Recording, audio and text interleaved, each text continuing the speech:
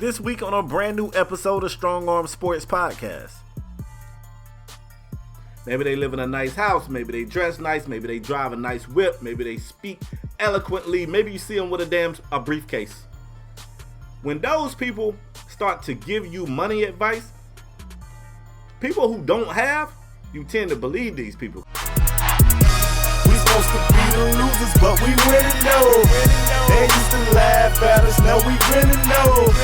They used to tell me never in my lifetime. I guess they wasn't in their right mind. Underdog.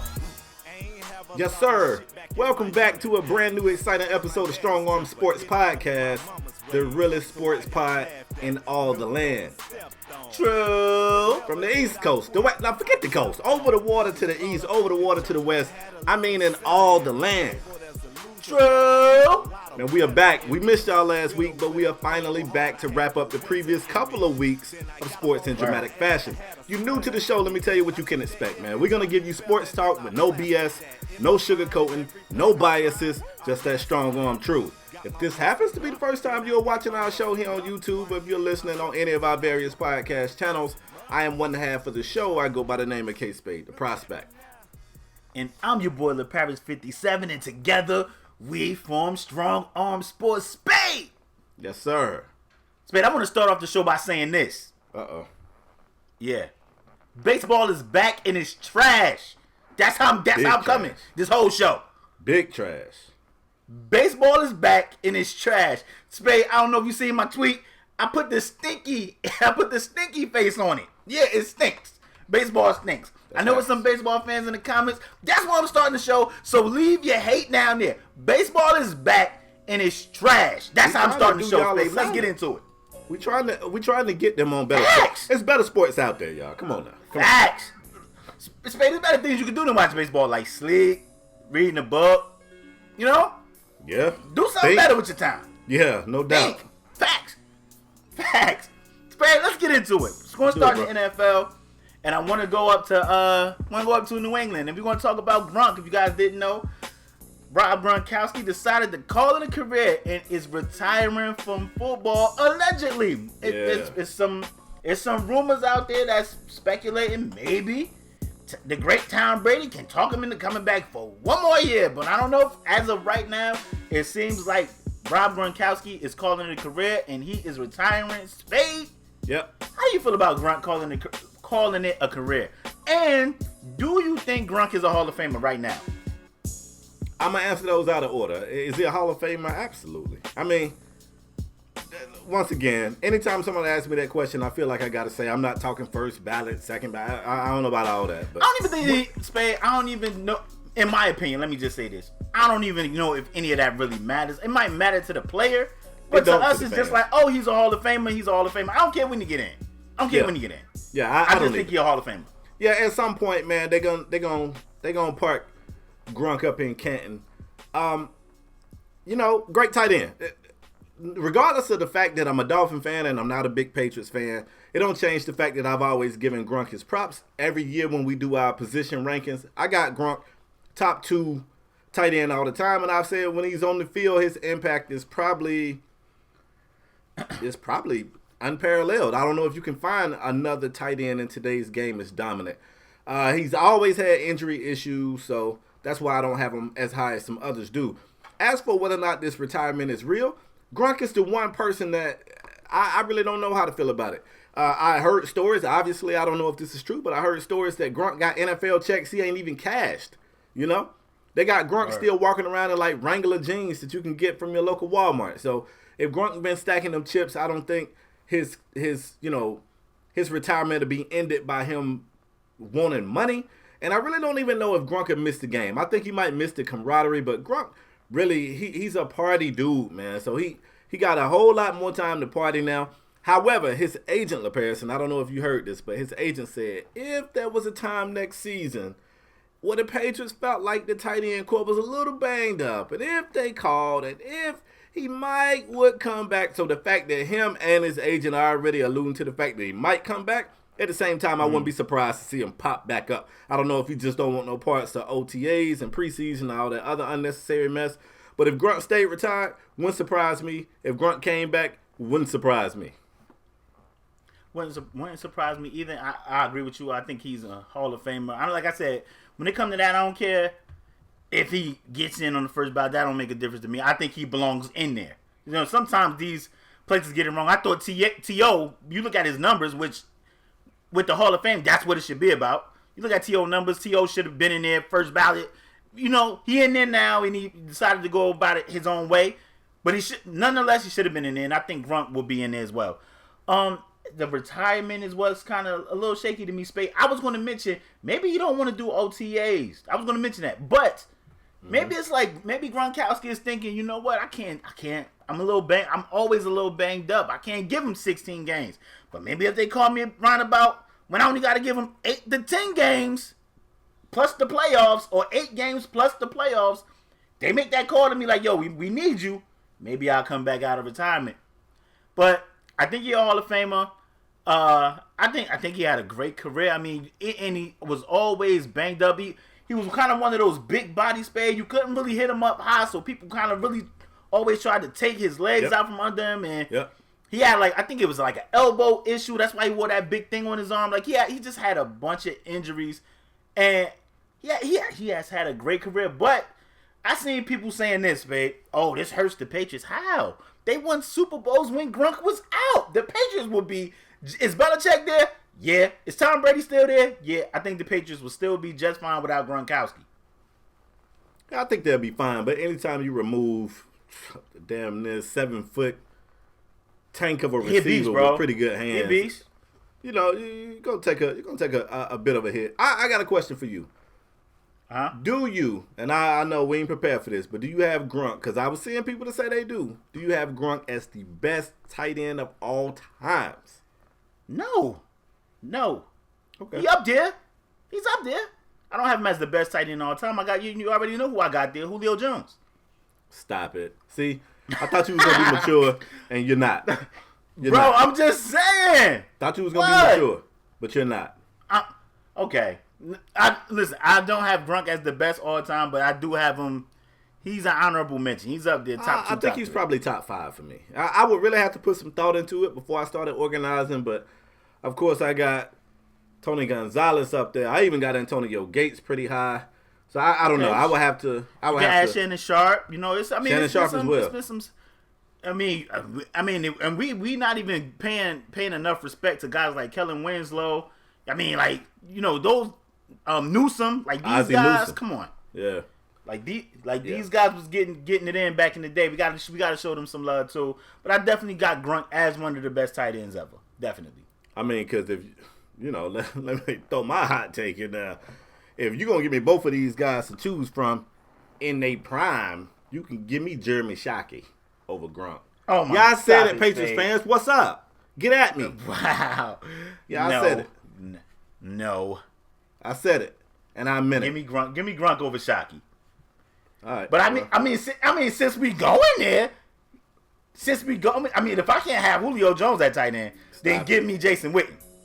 Stop it. Let's go. Look, I'm just saying. We've been gone for 2 weeks, man. A lot of time. And people was hitting me up like, yo, no SAS this week? And I was like, nah. And we love y'all for that, man. I really do. Y'all don't even know. They don't know how much that make my day. That makes my day. Get them. Let's stay in the NFL, man, for this next topic. Let's go out to Chicago or Philadelphia. Hell, I don't know. One of them. Both of them.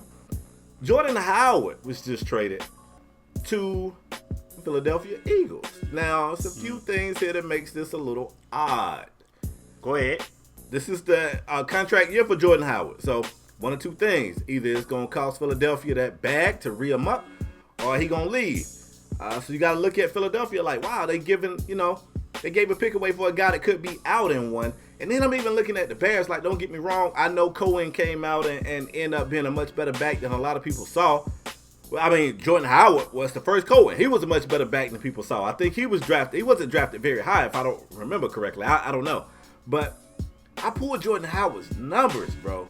And after 2016 when he was drafted, 1,300 yards rushing.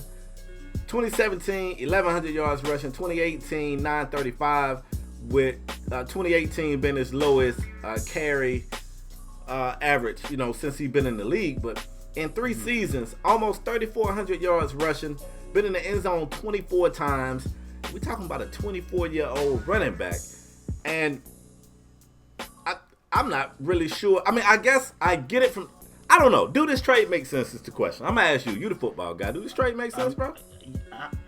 Yeah, it makes sense. I mean, the Bears, Spade, running back, we just talked about it in our last show. Running back is one of those positions you always feel like you can get a little bit better there. Unless you got one of the top, one of the top tier guys. Like a Gurley, a Zeke, or a Saquon, one of those type of guys. Unless you got one of those guys, you look at the running, let's not say you. When I say you, I mean them. They look at the running back position like that is the easiest position to replace. So I can see the Bears saying, hey, they get a 6th round pick back. It's a 2020 6th round pick, but they thinking, hey, we can draft a running back in this draft in the 6th, 7th round, and it might turn out to be a stud better than Howard. And we look at Philly, they say, hey, we get a guy on a contract year, so you know what happens on a contract year, Spade. Dudes usually ball out. Yeah. And let me tell you something. I don't even think Philly going to re-sign Jordan Howard. I think they look at this situation like, yo, Jordan Howard's in the contract year. We feel like we probably about to get one of his best years because he going to want to get paid. So he want to damn sure try his hardest. We about to get a guy that's on a contract year, definitely going to try and ball out. And if the price is too big for us, we can just let him walk. I think they look at the running back position as that position being a position that's easily interchangeable. They can get a guy later in the draft. They don't got to draft a guy 1st, 2nd, 3rd, 4th, or 5th round. They can get a guy in the 6th, 7th round that can end up being a stud. And I think the trade, I can understand the trade from both parts. Now, for the Bears, I do expect them to get a replacement, probably in the later rounds of the draft. But if they don't, Spade, I might have to look at who the Bears signed as a free agent because I got to see if they signed a free agent running back as we speak because a lot of crap has happened. But I don't, Spade, Cohen looking like he a guy, but to me, he's not a every down back. He's not. He's more of a little spark plug out the backfield. Yeah, a little spark plug out the backfield. But you still need a guy that's going to tote that thing about 20, 25 times a game. And I felt like Jordan Howard was that. Now, Jordan Howard did have a bad year, so I can see why they traded him. I mean, wasn't bad. Still was 4 yards to carry, over 900 yards rushing in a split backfield. compared to what he did the first 2 years, they probably looking at it like, That's true. That's fair. Is he like, Spade, like I said, the running back position is one of those positions they look at like, you better show some art, like promise. You can't be going, Howard started up high and now every year he's going down. I don't know. They're looking at that like, yo, we might have wore the tread off this tire. We might need to get rid of him. And Philly took that bait. Yeah, so I found some news when I was digging that I didn't know, and I know you probably already knew this, but the NFL does this thing called compensatory picks. Yeah. And this might be the story to this whole thing. Apparently, the Philadelphia Eagles, they got a thing for compensatory picks. And the way this works, if you lose more free agents than you pull in, you get compensatory. So this is how it goes. Since the NFL compensatory pick formula gives team additional draft picks when they lose more free agents than they acquire. This has been a key part to the Eagles' strategy. In 2020, they are poised to lead the way in compensatory picks, as they should get a 3rd round pick for losing Nick Foles, 2 4th rounders for losing Golden Tate and Jordan Hicks. So the Eagles traded a 3rd round pick for Tate last year, even though he was in the final season of his contract. The Eagles think they got a formula here, bro. And I think you're right. Like, I wasn't really sure if I got it from the Bears' perspective. I get it from the Eagles' perspective. You're going to get a guy, like you said, he's in a contract year. He's going to ball out. He's going to go out there and give it all he got to try to secure the bag for his future. So, obviously, he's going to play well this year. If you can re him up and you keep him cool. If you can't, if the price tag too high, you want to go in another direction, cool, you lose him. You set yourself up to get another compensatory pick. But for the Bears, I got it from the Spade. I'm telling you, from the Bears' perspective, they thinking we don't want to pay this guy. But they don't have to. They had another year though. That's all I'm saying. They could have benefited. They could have let him ball out for them this year, and then say, "Oh shit, that price too high. We out." But I felt like they could have used them this coming up season, though. I thought. I think the Bears think they can get better and younger. I mean, he's only 24, right? Yeah, I think they feel like he can get better and younger, and that's crazy because I think they thinking we can go get a little 21, 22 year old back, run the tread off those tires for a good 2-3 years and let him go too and do it all over again. And they still got little Cohen in the backfield, that little spark plug. So that's what I think they thinking. We don't want to pay this guy after this year. Let's get something for him because we know we're going to lose him because we don't want to pay him. Yep. Even if it is just a 6th round pick, we can take that pick and get something to help this team. That's how I think the Bears is thinking. I can dig it. It's a little weird, but I can. Let me ask you: it's a little early?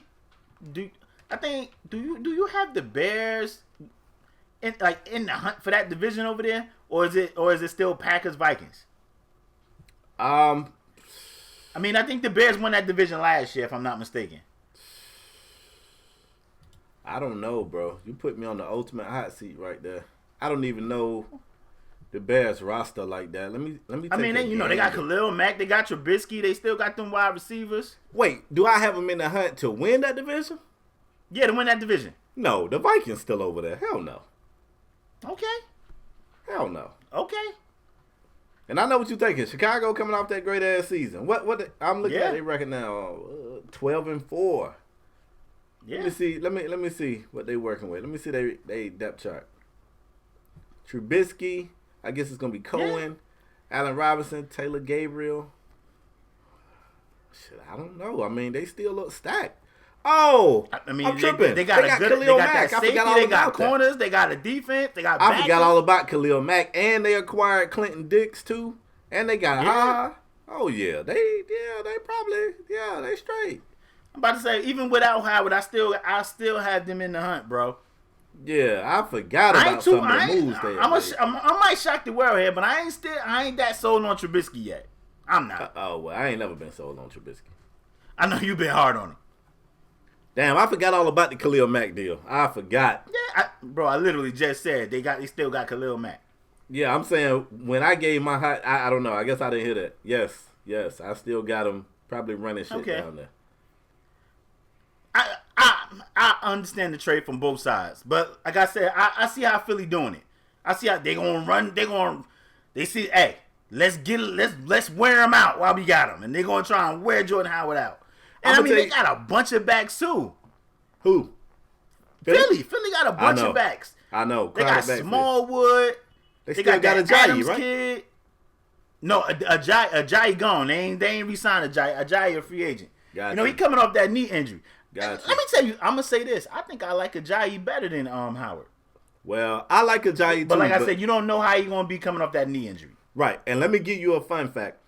NFL rushing leaders over the last 3 years: Zeke Elliott 1, Todd Gurley 2, Jordan Howard 3. So let's give Jordan his props. He getting it done. And if I'm the Bears and I just came off a 12-4 season, I hold on to him for one more year. If I can't re-sign him, I can't re-sign him. But so it sounds like you don't like it for the Bears. I don't. I don't want to say I don't like it. I don't really understand it because they moved him for what? A 4th round? A 6th round? What they move him for? 6th round. A 6th round? No fucking way, dog. No way. Okay. No way. I'd have let that guy run it one more season. The 3rd leading rusher in the last 3 seasons? Nah. I'm getting that production. Okay. You ready to move on? Yes, sir. Bet your Dolphins made a trade. Yes, sir. You guys traded Robert Quinn to guess who? Guess who? Yes, sir. You guys traded Robert Quinn to the Dallas Cowboys. Now, I know what you about to say, Spade. Yes, sir. You gonna be like, well, Robert Quinn really ain't. I already know he ain't it no more. This ain't we didn't get the Robert Quinn that was with the Rams. Spade, but I gotta get your thought. The Cowboys traded for Robert Quinn, gave the Dolphins a pick. It didn't even matter. It's like some 2022 pick. Who cares? Like 2020, 2021 or something. Like couple 2-3 years down the line. Spade, how you feel about what your team doing over there? I understand what we doing. I get it. I know what we doing. We said we want Tua, right? What y'all doing over there? We said we want Tua, right? What pick you think Tua gonna be? first. So, hey, we don't need Robert Quinn down there tracking down the opposing team's quarterbacks. The hell you doing, Robert? Fall back. Yeah, So I don't like it, but I get so it. y'all tanking. I mean, yeah, we feel like two of the quarterback of the future, man. Some moves got to be made. This one right here, it's bittersweet because Robert Quinn started slow for us, bro, but he got right, you know. He came down to Miami. He started slow. I think he finished the season with 6.5 sacks or 7 sacks, and he got 4 of those sacks in the month of December alone. You talking about a pass rusher an edge rusher at that, who continues to get more explosive as the season goes on. Like, I hate to see him gone, but if we truly feel like Tua is the quarterback of our future, we got to lose some games, and it's going to be tough to do with Quinn over there, so I get it. I don't like it, but I get it. From the Cowboys' perspective, let me say this.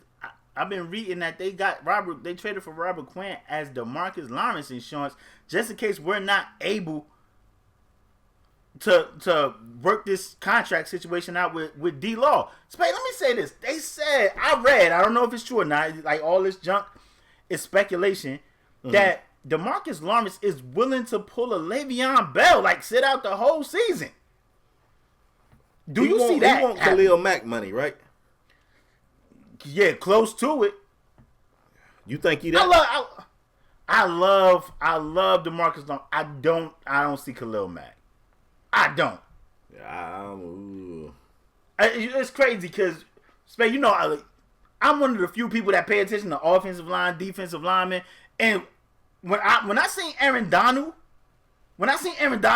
in college, I was telling you, this dude is a beast. Like, he is something special. Same thing I seen with Ndamukong Suh. When I seen him at Nebraska, I was like, yo, this guy's on a different level. And DeMarcus Lawrence, since he's been in the league, this kid has been phenomenal. Now, we know he has some off the field issues, and I don't know if the Cowboys are trying to use that as like leverage, like, you know, you have been suspended or whatever. I think DeMarcus Lawrence deserves to be paid. But when you start talking Khalil Mack money and Von Miller money, I don't see that. Now I know this, somebody about to be like, what you mean? He just had like damn near 20 sacks the season before last. I know. But I'm just, when you, look, man, he probably had 5 of them joints in like one game. Yeah. Khalil Mack, Aaron Donald, Von Miller, those guys are like special players, man. And when the Rams was fighting with Aaron Donald, I'm like, man, they better pay this guy. This dude, didn't he win Defensive Player of the Year again? Like, this dude is just special. Yeah, hell yeah. He's special. So when I look at DeMarcus Lawrence, I like him, but I don't see those guys. I don't see those guys. And you don't think it's an age thing? You don't think it's because he's still growing into that player? Like, you just I'm don't not saying see he can't his beat ceiling those being guys. that high. I want us to keep him. It's going to cost you. It is. And I want him to pay him. But $20-something million a year, I don't know about that, bro. I don't know about that. I'm hoping we can keep him, though, because I like him. He's a stud. So I can understand why we bust the move for Robert Quinn. Hopefully Robert Quinn is able to get back to rare form and get out. We finally got some pass rushers. Thank you. I feel like the defense is young. They vibrant. We did sign a safety too, George Iloka. I think I'm saying his name right, Iloka. Yeah. We did sign a safety finally. I mean, he's better than what we had in my opinion.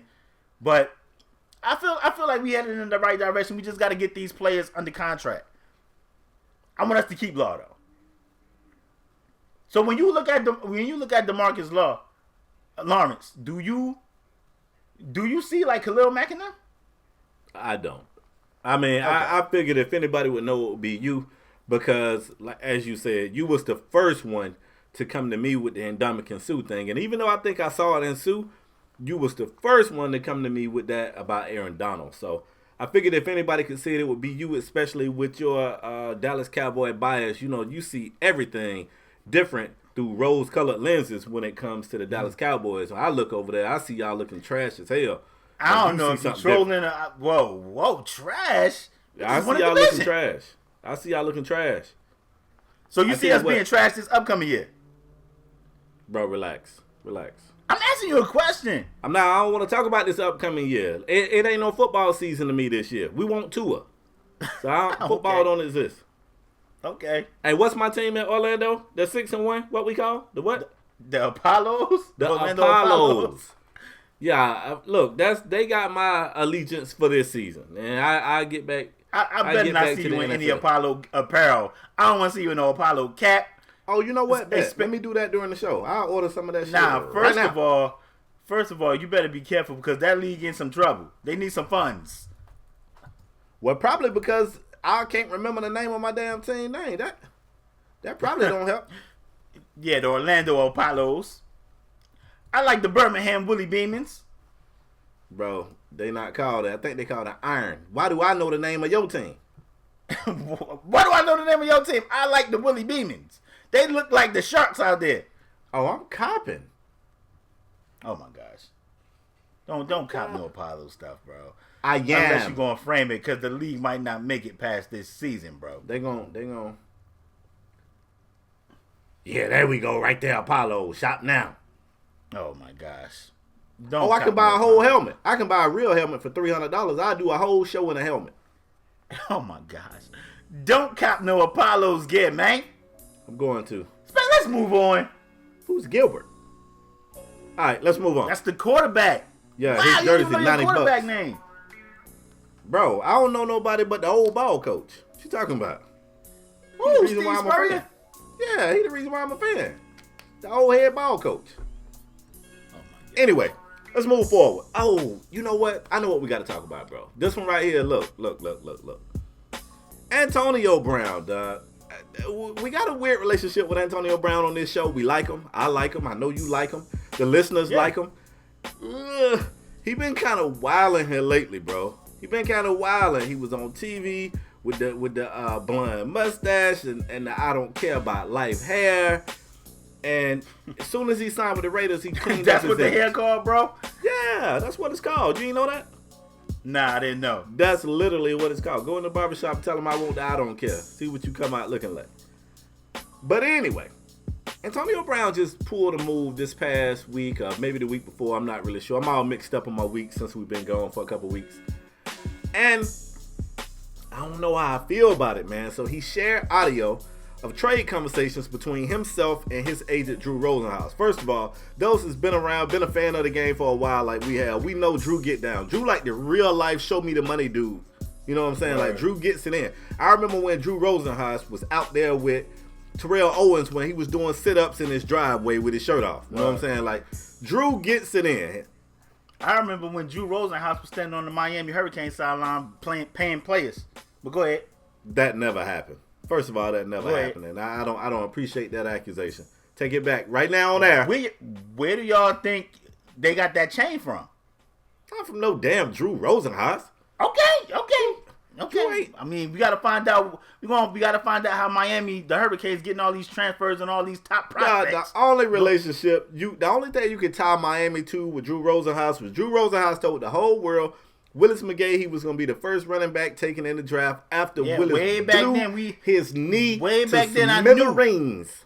And guess what? Willis McGahee, he was the first running back taken in that draft and went on to have a prosperous career. Bro, way back then I knew it was something shady about Drew Rosenhaus, Miami, and the Canes. I knew it. But go ahead. Stop it. Anyway, your boy AB shared audio of him and Drew on the phone talking about his trade options. And I did a little digging because I was like, I don't understand, like, what was he hoping, what was the plan? Like, where was we going with this?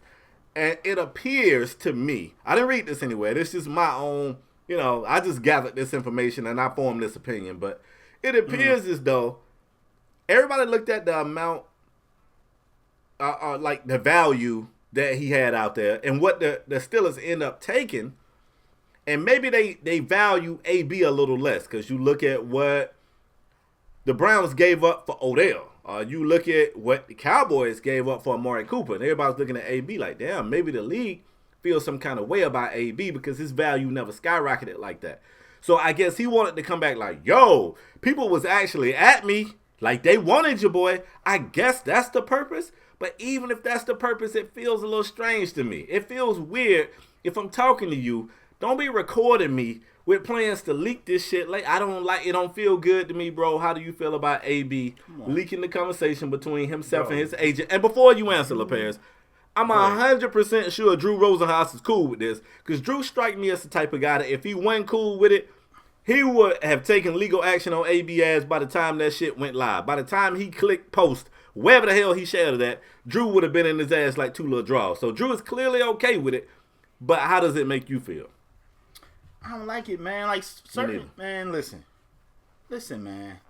This is the world we live in when everything has to be made public.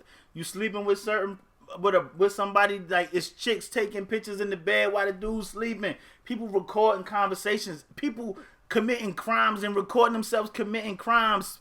People telling on themselves and Instagram live videos. Why? Crazy. Like, what is wrong with the world, man? Nothing is private anymore. Nothing. Let me tell you something, man. It's a show called The First 48. When that show probably wouldn't be a thing without snitches. But people don't even need snitches anymore because everybody telling on themselves. Yeah. And I might be taking it a little too far, but it's just if AB is recording this, what else has AB recorded? We seen AB and Mike Tomlin had an issue with him in the locker room. He was on Facebook Live and the coach was going on. They was in the playoffs. They was about to play the Patriots and Mike Tomlin was going on spewing stuff about New England and the Patriots. And AB was on Facebook Live while Mike Tomlin was saying those things. Like, nothing is private anymore. Everything is live. Like, it's live. It's right now. It's in your face. Everybody, I don't like it, man. Some things should remain private.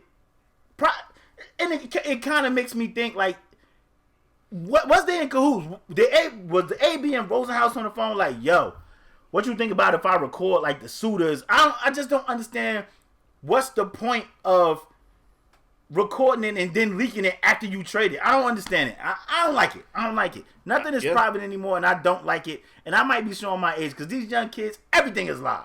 Everything is live. Yeah, I that's a very good point that you just brought up. Because I'm thinking, like, okay, I'm looking at it, like, after the fact. Like, okay, maybe you released this audio to prove, hold up, it was really teams trying to get at your boy. Like, you know, I'm an older guy. I'm happily married. I got to make sure I say happily. I'm happily married. But at times, when people be like, oh, man, Spade, you ain't used to have them, I be like, shh, man, look, they was at your boy. I had them. And, you know, sometimes you want to get that out there. But you just brought up a very valid point. Hindsight, I can see you saying, oh, I just so happened got this audio. But going back in real time, what was the reason to hit record on that shit in the first place? Did AB record it? I can see. Does Drew Rosenhaus record it? If it was like, yo, nobody bust a move for AB. And people like, oh, you see, people don't want him. And then AB was like, oh, word, listen to this. But I got a whole nother theory. What if AB leaked it, but what if Drew Rosenhaus recorded it? What if Drew recorded it? And now I'm looking at it different. Like, I wonder if Drew was going to use this conversation to try to drum up more hype for him. Because I'm reading something here where it says, ultimately, Rosenhaus listed Bills, Eagles, Patriots, Raiders, Titans, and Redskins as those interested in a deal, recommending that he and Antonio Brown push the Redskins away and push the Eagles and the Patriots first. So if I'm the Raiders, how the hell am I supposed to feel about that? Like, we got you here, but now you have leaked audio that you settled for us. We wasn't even your first pick. You wanted the Eagles and the Patriots. So I don't understand. I don't get it, bro. I don't get it. I don't understand. I don't understand the premise either. Like, I don't understand what was the point. If I'm the Eagles, like I said, how the hell am I supposed to feel about you? Yeah, I can see if when teams, like, you hearing in the media and through other, you know, various outlets, like, oh, you see, ain't nobody trade for AB yet. Don't nobody want to deal with that. And then Drew Rosenhaus and you get together and be like, listen, this is what we should do. But you already got traded already. I don't get it, man. I'll tell you what. Stop recording people, man. Spade, they said if you want to keep something a secret, don't tell no damn body. God. I mean, if you can't talk to, if an agent can't talk to his player that he represent, and a player can't talk to his agent, then we living in a very bad time. And I know I'm going forward with this comparison, and somebody gonna probably highlight the obvious. But can you imagine choosing a woman, a significant other to be with, and she drop audio and be like, it was between LaParis, you know what I'm saying? Antonio, Drew, and we wanted to push Antonio and Drew to the front. Like, that's what we really wanted. You gonna be looking like, what? Like, why? Yeah, bruh. If I'm the Raiders, I feel some kind of way about this. I feel some kind of way. I'm gonna tell you what else. And if I'm the Skins, I feel. Wait, hold up, LaParis. If I'm the Skins, I feel some type of way too, because you said push the Skins away. The Skins just picked up. What's my boy from the Giants? Collins. Landon Collins. Yeah, Collins gonna crack AB coming across the middle.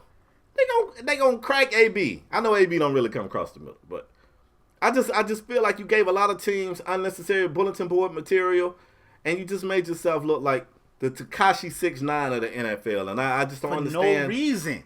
Yeah, man. In my day, we used to call it dry snitching. When you would hint out shit, you'd be like, like shit, you know. Me and LaParis both was there, and I ain't say nothing. Like, that's dry snitching. This ain't even dry snitching. That's wet. Snitching might be a little... Bro, snitching might be a little different than how it used to be in our day. Obviously. Clearly. That's because, I mean, they telling for real. Like, they telling. On they damn self. And they say the most secrets are passed during pillow talk, man. Like, you in a vulnerable state at that moment, and you just spill the beans. And the worst thing is you and your girl get in an argument, and somebody is there, and then she just starts spilling the beans about what you said. Come on, man. Hey, LaParis. Stop recording people. Can I turn down a dark alley in this podcast? Oh, please do, bro. What's the biggest lie you done told during pillow talk? You done told somebody you what? Love That them? I love you? Yes. I love you. Lying my ass off. Well, I'm gonna tell you, the biggest lie I told was I love you too. So that means hey, you know what I'm saying? Somebody lied to me first. Second. I just lied back.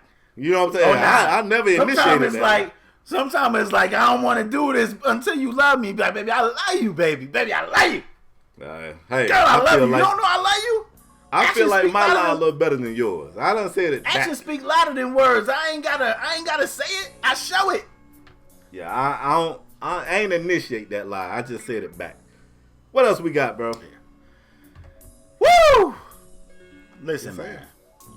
You want to talk about that? We got something else to talk about, and that is what the hell is going on with LeVar Ball, Lonzo Ball, and BB Big Baller Brand. That's my family, bro. Relax. Between his company, the father, the son, and I gotta ask you, Spade, because you kind of like a honorary member of the family. Exactly, and we are upset, bruh. So if you guys didn't know, allegedly, Big Baller Brand, one of their business partners, Alan allegedly Foster, stole at least $1.5 million from the company, and the company is looking like it's gonna tank. It's going down. It's a wrap. Yep. And you already see, like, Lonzo Ball had BBB tattooed on him. He done covered that up with dice. And I've been hearing a lot in sports outlets and media outlets, sport media outlets, that this is finally Lonzo's way of becoming his own. I don't know if I agree with this. They saying this is Lonzo's way of finally becoming his own man, telling his father, fall back finally, because look at the decision you made and that didn't work out. I gotta get your take on that, Spade. And I want to know, what do you think about this whole situation right here, man? It's a strange one. It is a very strange one. I agree with you, though. I don't know that this move for Lonzo Ball is about severing ties with LeVar.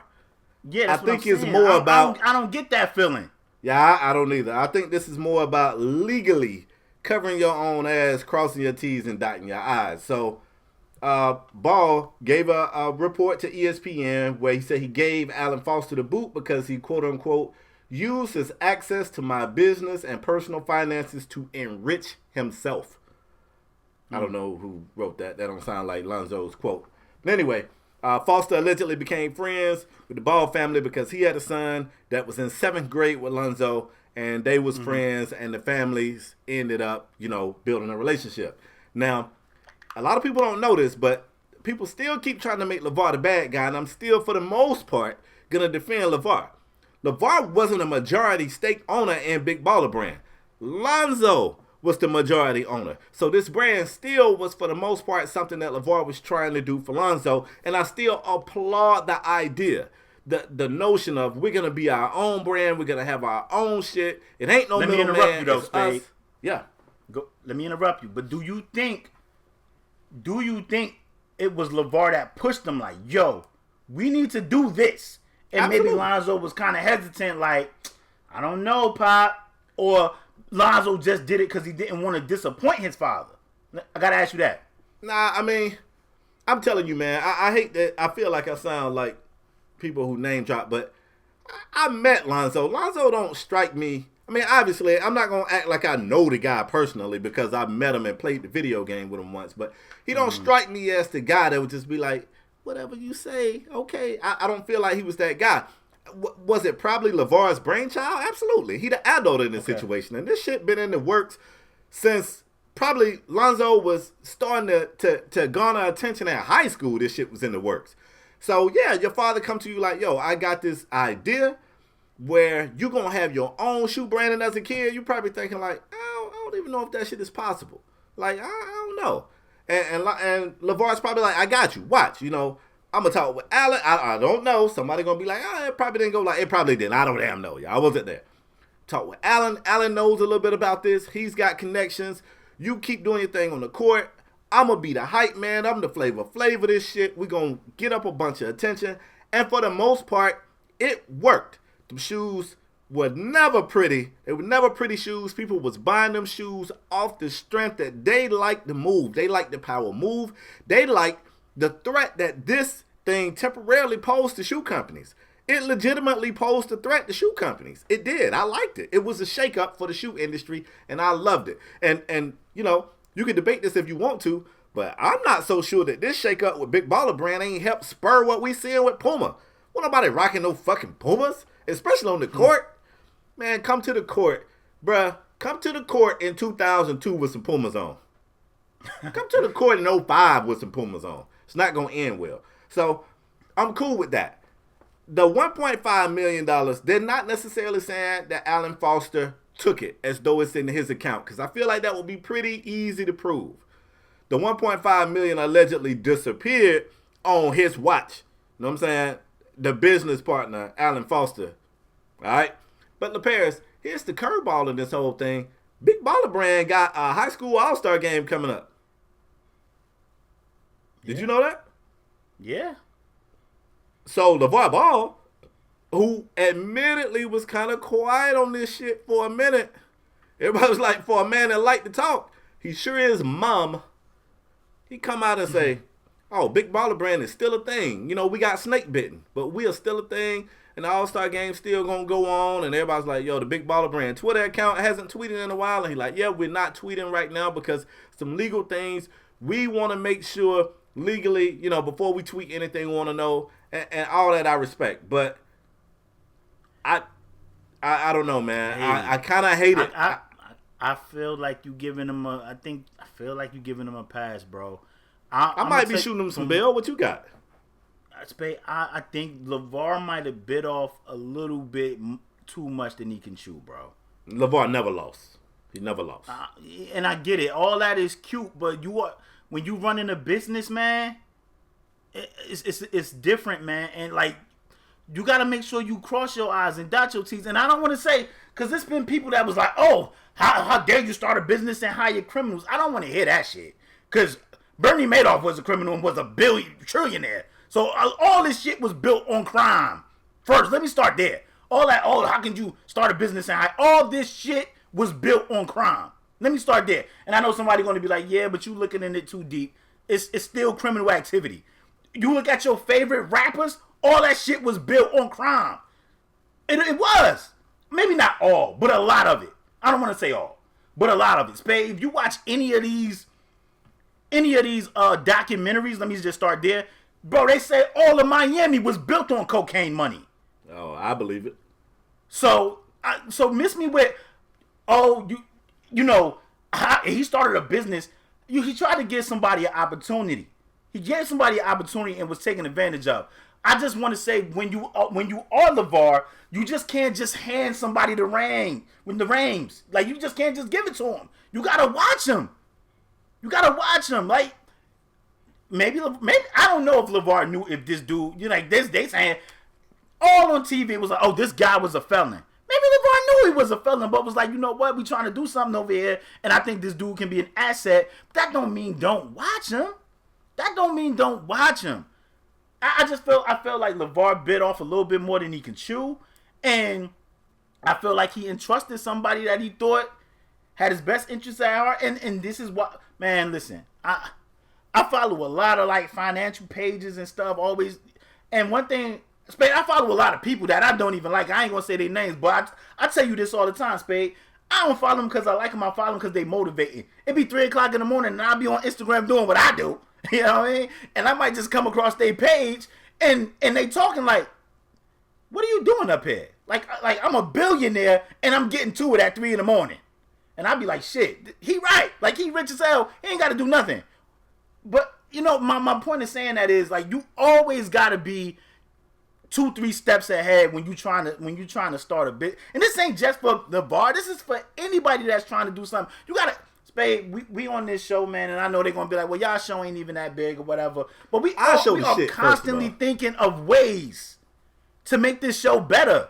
We are constantly thinking of ways to make this show better. What can take us to the next level and stuff like that. And as a businessman, you got to constantly just be thinking like that. Spade, there's been people that came to us and was like, hey, we want to manage y'all and all that. And Spade, me and you have conversation, and I'll be like, yo, I like dude as a person, but I don't know about him as no manager. Speak on it, because they don't even know. Speak on it. Yeah, man, we have had those type of conversations. You got to, first of all, can't nobody tell you your vision. They can expand on your vision, but they can't tell you your vision. And I feel like LeVar kind of just, and I could be wrong, but I feel like he kind of bit off more than he could chew, and because he couldn't handle it, he entrusted a lot into this guy. And Spade, you said the dude didn't take the money. The money, $1.5 million is missing somewhere. Yeah, that money somewhere. Yeah. And it just sucks because you try and give somebody an opportunity. I know it's been people in my family and stuff that done went to jail, friends that done went to jail, and the crazy thing, you have to play them close. But if you was to be successful like a Lonzo or like a LeVar, and they said Lonzo and the son is still friends, you would think like, yo, I'm trying to give them an opportunity to be successful too, and to be taken advantage of. It sucks. Because now what is going to have you doing, Spade? Shit, I can't help out that other person over there.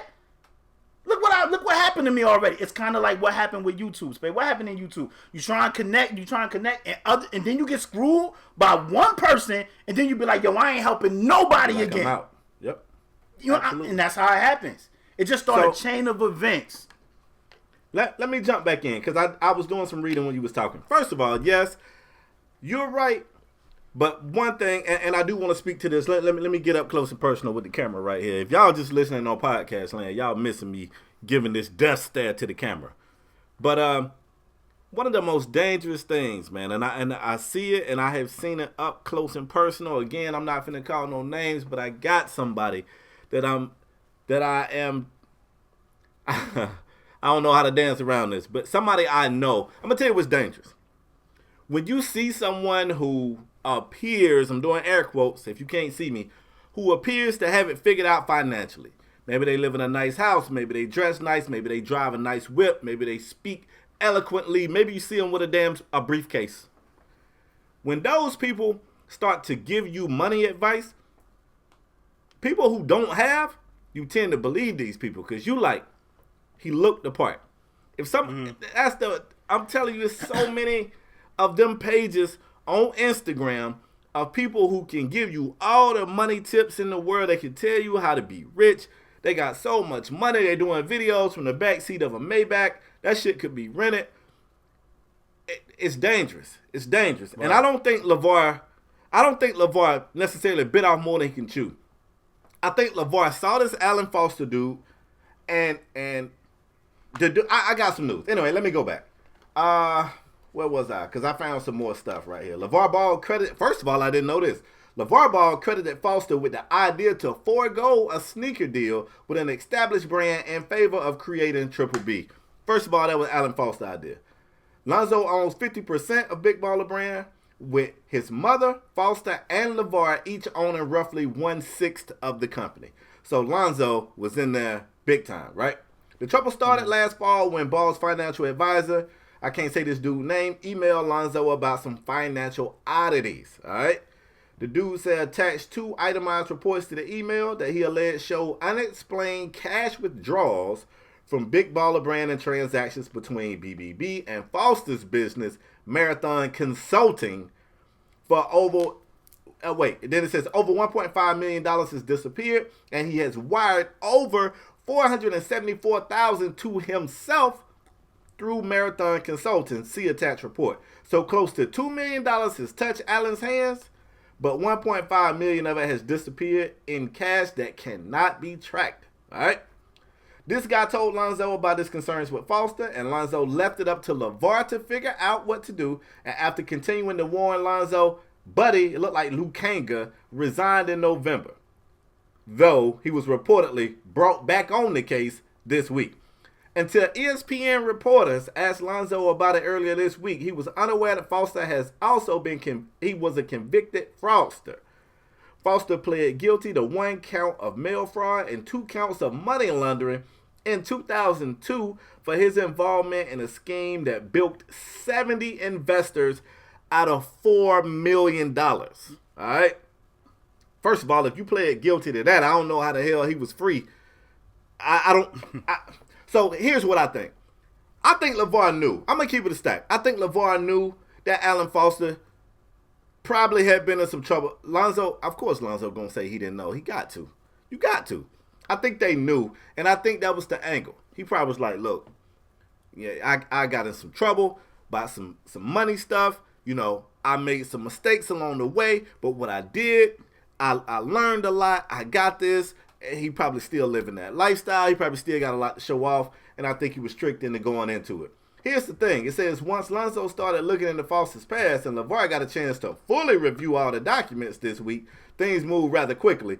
Foster was ousted from the company, and LeVar said, I've always believed in the best people. Regretfully, I've always believed in the best in people. Regretfully, I put my complete trust in Alan Foster to manage my son's business affairs. At the end of the day, family come first. I support Zoe wholeheartedly, and together we'll make this right. I honestly think this is a situation where this Alan Foster dude was looking like the man. They trusted him. The shit seemed like it was working. You know what I'm saying? Folks, the money was coming in, and they trusted this dude a little too much, and he a hustler, and a hustler will hustle. A snake will snake. I don't give a shit what you do to that snake. This is why, hey, man, somebody going to listen to this podcast and say, I disagree, I got pet snakes. When I see people with pet snakes, I be like, boy, that thing going to bite the shit out of you one day. It ain't like a dog. You can't train a snake. You might can get your little whistle and a flute and do that little snake dance shit, but you can't train that guy, and he's still a snake, bruh. And I just feel like they, you know, LeVar said it best, they got snaked. What I'm concerned about, LaParis, is this, and I know I'm talking a lot. Nah, it's okay, let it go. This thing shook up the shoe industry, dog. It shook it the hell up. I don't care what nobody say. This shit shook up the shoe industry, dog. I saw folks on social media hitting up video game companies like, will you be adding Big Baller Brand to the game? Can I put Big Baller Brands on my created player? Now, today, people got real short memory. So today, ain't nobody they ain't gonna remember them saying that, but you probably, before they get to it and delete it, you probably can find people asking for Big Baller Brands in these video games. The shit shook the shoe world up. I'm afraid that the way it ended is gonna halt anybody else from having the courage to step out and take on a business partner, because I don't give a shit how much you think you know. You're gonna need a business partner with some connections and who know how to do some shit. Like, me and you couldn't today just be like, you know what, we're making our own clothing brand. We could, but we still got to bring in somebody with some connections, with some, you know what I'm saying? Word. We got to bring in another party. And I think the way this thing ended is very scary, man. And I think Nike, Adidas, Puma, Under Armour, Reebok, I think all these companies just said, whew, that was close. They were scared, bruh. I don't care what nobody say. They were scared. Listen, man, it really just sucks, man, because you trust people, you end up trusting somebody, and then they do you like that, man. And the crazy, I don't want to say, listen, man, it's been dudes that was criminals in the past that done turned around and helped a lot of people. So I don't want to just be like, oh, this is why you can't hire criminals. That's not true, man. It was, and I'm not saying all criminals ain't, all criminals are not like this. Some dudes change their life around and they become successful. One of I think his name is Jay Morrison. He been on like the Breakfast Club, man. He a real estate dude, but went to jail dumb long for selling drugs and stuff. But the dude changed his life around and helped mad people. So yes, it's possible you can be a felon and change your life around. It just sucks. But selling drugs is a little different though, bro. Like somebody I get it, into like money laundering. I get it. That guy go money launder, bro. You know I get it. But it just sucks because now it's going to be another person that come along, whether it be to Lonzo or some next up and coming young player, and they're going to be like, nah, you see what just happened to them, and it's going to stop some. Just think about it, Spade. Look at how LeBron and I always get his name, Rich Paul met. Yep. They wasn't friends. He didn't go to their high school. He met him in the airport. Yep. And took a chance. And look what it turned into. And I'm telling you, because of this crap, I feel like it's going to stop somebody else from taking another chance on somebody else. Because you look at that LeBron situation and you be like, yo, that shit is crazy. Just walking through the airport and somebody be like, yo, I like your jersey. And you be like, oh, I sell these joints. And then y'all create this bond. And now y'all like, I mean, people hate Rich Paul now. And they say Rich Paul walk around like he feeling himself. But when you help build something and you got a guy like LeBron in your corner, you feel like, yo, we can move immovable objects. And it's just sad because I'm telling you, I feel like it's going to hurt it for the next person that got good intentions in their heart. I feel like that. Yeah. And Spade, another thing, we had so many people. Let me just say this real quick. We had so many people coming to us like, yo, we want to manage you. Spade. No, I'm the person that look at people like, excuse my language, but what the fuck he want? Like I look at people like that. Like what he want? You wasn't with us in the beginning. Like I'm like that. Like what he want? And then they be like, yo, we want to set up a meeting, and we get on the phone with these people, and I get. Let me tell you something. They say you got 2 ears and 1 mouth. You're supposed to listen twice as more than you speak. So first of all, if somebody want to manage us, they should be coming to us with this game plan. I want to hear this game plan. Because if they like, oh, where y'all want to, come on, we know what we want to be, we do this. Right. Y'all better be coming to bring something to the table. And if they don't, I'll be like, Spade, I don't know about this, bro. I feel like we could do that shit ourselves. Yeah. I feel like we could do that shit ourselves. Yep. And that has happened. I'm just like that, man. I'm just like that. Yeah, LePage, people don't know, but at one point in time on this podcast, it was like, yo, we got very big news coming up. Stay tuned, very big news. And then we never did really drop that news. So, listeners probably thinking like, dang, they shot us a lie. But, man, we, just like LePage said, somebody approached us like, yo, I peep y'all pod. I think y'all really got something. Like, damn, we do too. You know what I'm saying? What you talking? Like, yo, I want to set up a meeting, talk with y'all. I got connections. I want to manage y'all. And I tell LePage, like, yo, I want to hear what this dude got to say. And LePage come in negative. Like, I don't know. I'm like, well, let's hear him out. It ain't going to cost us nothing to hear him out.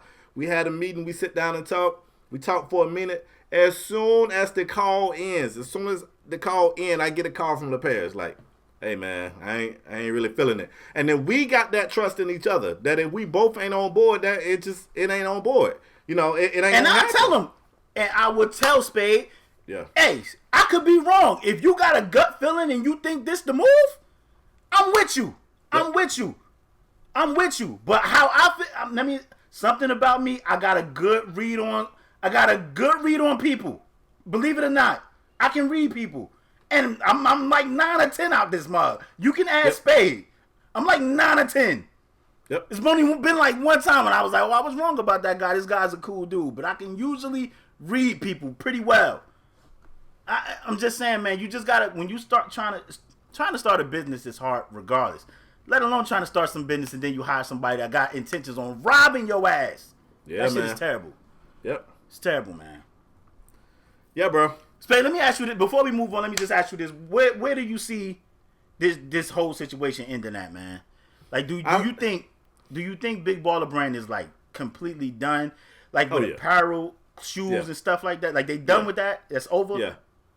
I think it's going to be tough to bounce back from this from a PR standpoint because LaParis, I think there's still some people that weren't satisfied with the quality of their merch when they actually got it. People were complaining about how long it took to get merch. So before we get to the point that its funds is not accounted for, which is a big time problem for Lonzo and LeVar and the other people that own stake in this company. But from a consumer standpoint, it already was question marks and complaints to begin with about the quality of the shoes and what was taking so long with the shipping and where was it being made and why was it being made here and whether or not the quality was up to par. It was too many questions. Anyway, great idea, not necessarily the best execution. And unfortunately, man, I think it's a wrap. I think it's run its course. LaMelo had a tweet that was a little bit of a head scratcher. I don't know if it was a tweet or Instagram post, but he had some type of social media post where he was like, thanks for getting us out, or thanks for freeing us, or something, and sent that to Lonzo Ball. And that's what made everybody think like, oh, they rebelling on their dad. No, they're not rebelling on their dad. They just lost $1.5 million. They rebelling on that snake. And I don't understand LaMelo saying thanks for getting us out. I'm sure that might have been encrypted. That's something that Lonzo understand and nobody else understand. So from where you sit and you think Lonzo and LeVar relationship is Gucci? I think so. Okay. And look, don't get me wrong. I think Lonzo got every right to be upset with LeVar. LeVar trusted this guy. So look, man, family fallout. They have arguments. They have disagreements. They have beefs. But usually, not in every case, but usually time heal that. The Alan Foster dude is donezo. Like, so even if Lonzo and LeVar ain't in their best spot right now, I think that's understandable. If a whole company, let's keep it a stack. That entire company was built on the back of Lonzo Ball. From Chino Hills to UCLA to the LA Lakers. Let's keep it a stack.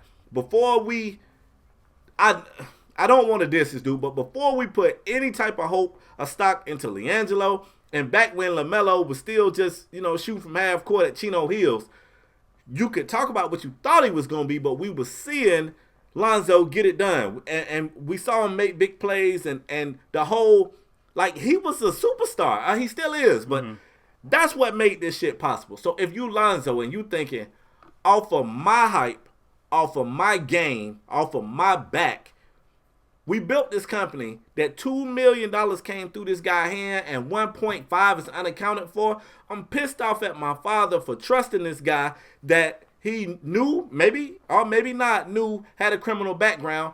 I'm pissed off at my father. And right now I'm not rocking with him. I don't want to talk to this dude. But time gonna heal that. Me and LeVar, we gonna be all right. That's my pops. Me and Allen ain't never cool. So I don't think him and LeVar has fallen out. Even if they ain't on the best of terms right now, I think that's understandable. But you'll see these two.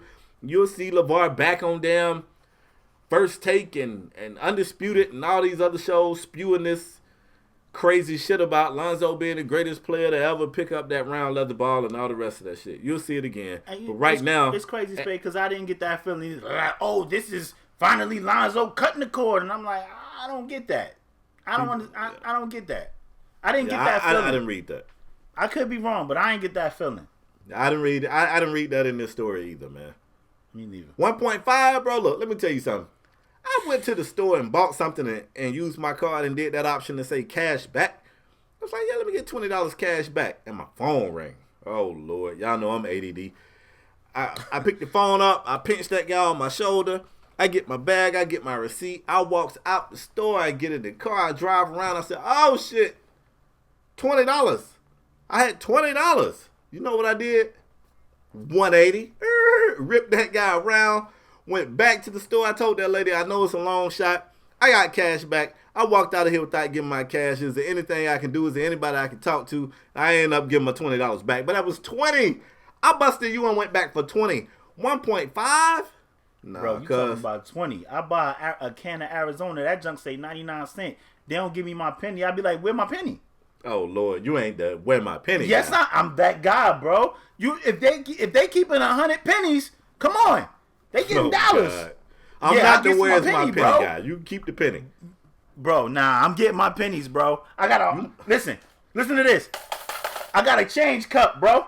I got a change cup. I put my change in the cup. That little bitty ass dime. You probably can keep all that. I'm good. Nah, I hate bro. Change. You talking about $20? For $20, I might burn your store down. Like, I'm coming back. Yeah, I was going to say, I'll bust a whole U-turn for 20. 1.5? Word. Yeah, I got the right to not talk to some folks for a while. What? Yeah, man. I'm with you. Bro, let's go to the NBA. Can we do that? Yeah. Let's get it. Before we go to the NBA, man, I just got some news across my phone.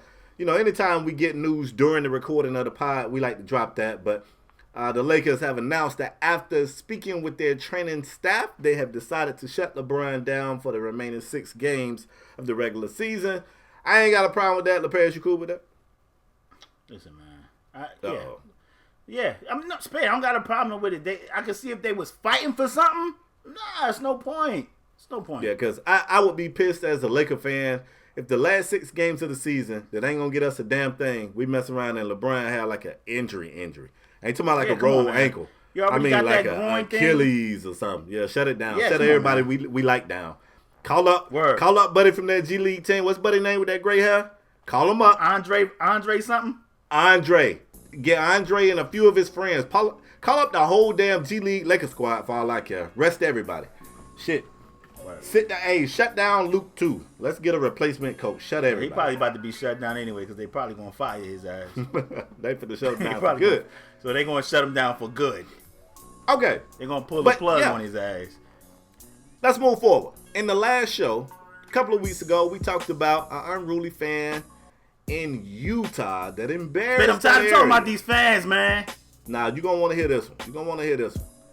Unruly fan in Utah that embarrassed that area. And I talked about how much I like the Utah Jazz. First of all, I like that Donovan Mitchell came out and was like, yo, that, you know, as a black man that play in this community, I know we got good fans. That's not how I want us to be represented, blah, blah, blah. I like that he did that. The owner of the team came out, took the microphone like the MC, had the crowd rocking before the game and said, that's not the way I want our fans to be. I want y'all to be better. If y'all hear somebody talking like that, I liked it. Took matters into their own hand and gave dude a lifetime ban. I was like, okay, I rocks with that. Now, fast forward to this week. Boston said, oh, people being racist? Hold my beer. You know what I'm saying? You're not finna get on the news for being racist. That's what we do. And we take pride in that here in Boston. And a Boston fan called DeMarcus Cousins the word. You know what I'm saying? I'm not finna get into it. Y'all know what's cracking. And Boston said, tell you what we'll do. The Celtics came out and said that fan has been banned for 24 months. And then you can come right on back. You know what I'm saying? We're going to hold this seat for you. Just take about 24 months. Everybody forget about it. It might not even be 24. They saying 24 months, but it might be like one season. He might be there at the start of the next season, especially if he or she was a season ticket holder. They're going to check on him at home. He's going to get out early for good behavior. Exactly. Going to shoot him that email like, psst, hey, I think they done forgot all about it, player. Come on through. I guess I'm torn on this. I like the fact that the Celtics did do something, but and look, everybody's different. I get it. And maybe to be fair, maybe the fan in Utah didn't deserve a lifetime ban. Maybe. You could argue that point. I'm not saying he don't. But for somebody to say, get on your knees like you're used to and get a lifetime ban, and somebody say, and get 24 months, it just feels like a slap on the wrist to me. It don't feel like, look, LePage, you brought up, somebody said, sell the team. And Dolan said, you think I should sell the team? Come here. You want to watch him from home? You watch him from home from now on. And security said, get his name, get that guy. And that dude can't come back no more because he said sell the team. So I feel like Boston let this fan off with a slap on the wrist. That's all I got on this trash-ass topic. LePage, what you think about it? Spade, we just mentioned, listen, and I don't want to say it's the guilty by association. It ain't all Boston. But, man, it's a lot of y'all. Because, I mean, we done talked about this shit happening in different sports. Come on, Boston. Damn. And then, come on, Celtics. Like, come on. Way to take a stand, Celtics. 2 years? Yeah. That's not good enough, bro. Listen, a lot of people always, when I have conversations with a lot of people about DeMarcus Cousins. A lot of people think DeMarcus Cousins is a fake tough guy. They be like, yo, he play tough. He do all them faces, and he always throwing like elbows and like flinching at people, but he won't bust a great. But if DeMarcus Cousins would have ran in them stands, you know what I mean? Like, then it would have really been something different. Because that's one of them in them take your ass in them stands words. Oh, absolutely. Absolutely. So 2 years is not enough. If you think you that brave that you could say that, nah, man. I don't like it, Boston. Celtics got to do better, man. Celtic fans got to do better. It ain't just it's Boston. It's Boston fans. I feel like it's Boston. I feel like we shouldn't have to say this, but I'm gonna say it. Obviously, Boston, we don't literally mean every single fan in that area. Please say racist. that, because they'll be like, oh, these black guys on the show. Like, that's what they're going to say. I've been going to the games for 3 years, and I'm not. Word. Obviously, I'm not talking about every single one of y'all. But let's keep it a stack. Y'all got a reputation, and somebody was clearly out to make sure y'all kept that reputation, and all they got for that act was 24 months. That all. It's okay. Listen, man, it's kind of the guilty by if you sitting by somebody and you hear them spew that word, you can say, "Yo, watch your mouth." Like, come on.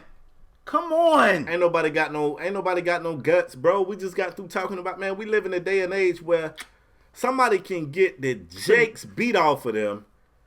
Somebody just recorded an elderly woman getting kicked in the face on a subway train by a young dude, and nobody intervened to help. All they did was record. You think these cowards of today finna tell somebody else that they come on, man? Not these cowards. What you think they finna do? Man. I want Boston. I want Boston to be better.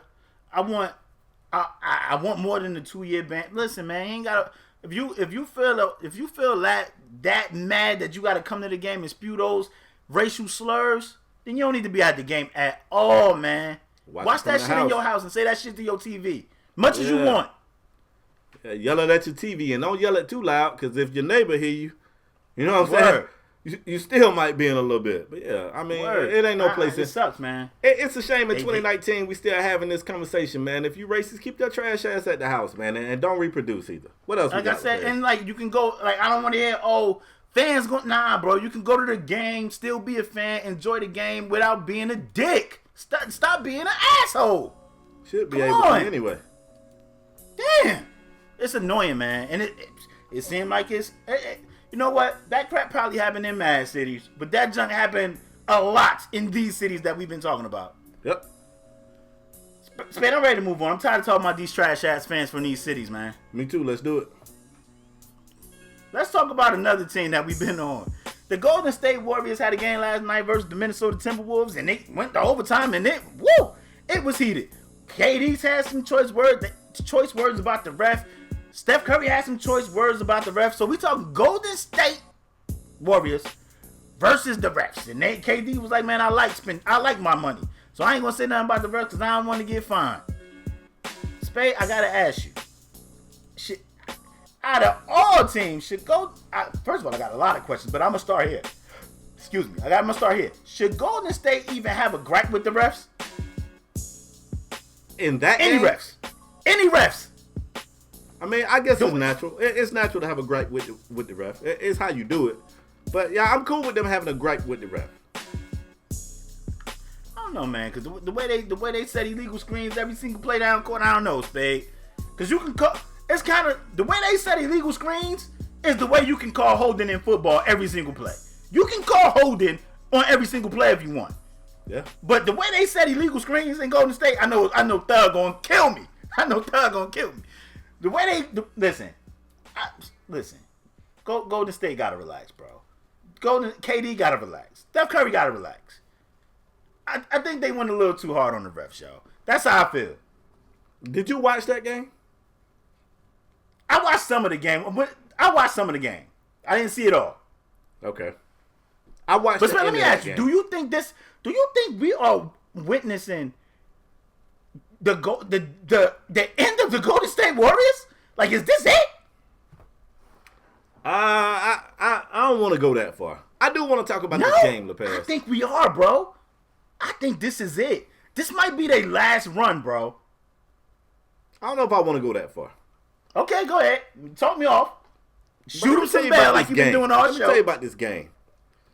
You know, one of my issues with the Warriors, and I know Sam gonna come through and Thug gonna come through, but you know, I think even through y'all rose-colored lenses, you can see what I'm saying is true. If you're not a Golden State Warrior fan, one of the things that makes them like the villain, other than the fact that they're just tremendously talented, is that they are tremendously cocky, bro. And nobody likes the guy who knows he's better than everybody and still gotta remind you. Like, we see it. We know you good. You ain't got to pop that much. Right, because it's like the chick that knows she pretty. I hate that chick. I don't like that chick. Yeah, I mean, it's okay to know you pretty, man. But sit your pretty ass down somewhere. You ain't got to keep telling everybody. You ain't got to wear a shirt to say, I'm pretty. I'm pretty, yeah. Spade, that's exactly. Bro, that's one of your best analogies, bro. I'm good with this. I do this. It is, I'm the analogy king, man. 2016, 2017, 2018. That's what it reminds me of. They cocky and they be like, oh, we cocky. Like, we the best. We know you good. Relax. It's like the chick that thinks that knows she pretty. I don't like that chick. Let me tell you how that game ended. It was first of all, it was a tough game. And let's keep it a stack. I got to be kind of rude here. If Golden State in a dog fight with the T-Wolves anyway, then the T-Wolves won. I don't give a shit how the game ends. Let me say this, though. The T-Wolves, for whatever reason, they always play the Warriors tough. And I know Cross going to come through. He going to put his little 2 cents in. But for whatever reason, they always play the Warriors tough. Now, I know it's been some games. Somebody going to put the whole shit in there where they done got blown out by 30. But for whatever reason, most of the time, they play the Warriors tough. But go ahead. At the end of that game, it was a very weird chain of events. Kevin Durant pulled up for a 3. It was a little bit of contact on the play. It had already been some chirping back and forth between officials and members of the Golden State Warriors. Kevin Durant pulled up for a 3. It was contact on the shot. Kevin Durant made the 3, but he wanted the foul. And he complained to the ref about not getting the foul after the shot went in. It would have been a 4-point play. All right, so you get to the point where, it looked like Golden State is about to lose.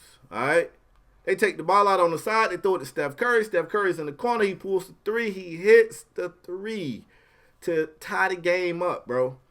And on his way down the court, he is laughing, jumping up and down and pointing in the official's face. Andre Iguodala is clapping and laughing. KD laughing. Like, they are taunting the ref. I don't think I've ever seen that. They're not taunting the T-Wolves. They taunting I seen it. They was the refs. Yeah. And they didn't get teed up. Dog, Trae Young made a 3 and looked at Chris Dunn back. Chris Dunn wasn't even looking at Trae Young. Trae Young made a 3 and stared at Chris Dunn back and got a tech. These cocky dudes make a 3 and taunt the ref and don't get a tech. All right? This is what I'm saying. They don't need to be the ones with refs. Draymond Green have yelled in the ref's face for umpteenth minutes, and we like, yo. And I ain't just talking about this. I'm not talking about last night. I'm talking about games during the season. You watch a Warrior game and watch how Draymond get at the refs. You look like, yo, ref, tee his ass up. Spade, how many times you look like, yo, they ain't gonna get Draymond a tee for that? We be in the party. Spade just keep saying it. They ain't gonna get Draymond a tee for that. They ain't gonna get Draymond a tee for that. Yeah. I mean, now, but I mean, it's been times we've been in the party and you was like, look at Draymond, tee him up. I don't want to hear nothing about them and no refs. But go ahead, Spade. Go ahead. So, of course, the T-Wolves call a timeout. They advance the ball. They're taking out on the side. They finna throw this oop to Karl Anthony Towns, who runs a nice little curl. He running to the basket. And KD got a hold of him. He got him around the waist. It's video out here, Thug. Before you hit the comment section, there's video out here. Sam, I don't want to hear it. He got him around the waist. Right. And the ball sails out of bounds. They call foul. All the Warriors are mad. Steve Kerr is mad. It's really no time on the clock at this point. Cat goes to the charity stripe. If he hit 1, they win. He make the first. He missed the second. They win. After the game, Steph Curry said, that the referee was the MVP of that game. I think Kevin Durant said that referee was the best player in that game. Yeah, they said he was Minnesota Timberwolves' best player.